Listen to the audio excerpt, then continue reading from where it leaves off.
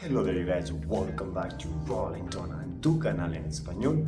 Soy George, and before we get this video started, you guys do not forget to like this video, to leave a comment or a question, and to subscribe for more videos.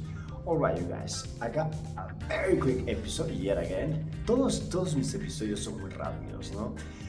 So for this episode, I'm gonna be teaching you how to properly use this word and this word. Pequeño y poquito.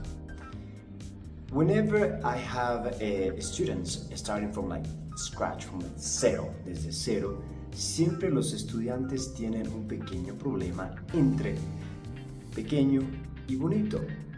And how? So how do we properly use pequeño and bonito? That's the question, right?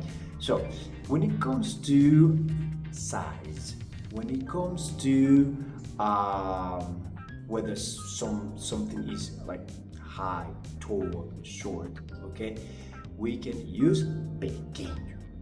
See? So, it can mean like little or small. See? Pequeño. See? Una niña pequeña, un carro pequeño, un perro pequeño, un problema pequeño.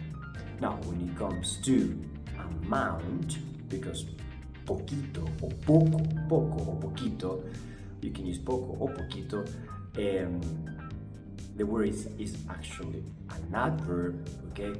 We are gonna be using it with a verb, okay? Yo trabajo poco, I work just a little, see? We can talk about amount, like an amount of money, see? Poco de dinero, see? Also like an amount, like a quantity, un poquito de azúcar, and like, are you tired? ¿Estás cansado? Sí, un poquito, yes, a little bit. I know that sometimes people, they kind of like have this problem, telling if the word is little, poco, or little, pequeño, pero you got to remember that pequeño, that refers to size, y poco, that's another, refers to amount, quantity. And that's it, you guys. Nos vemos en la próxima lección. Chao.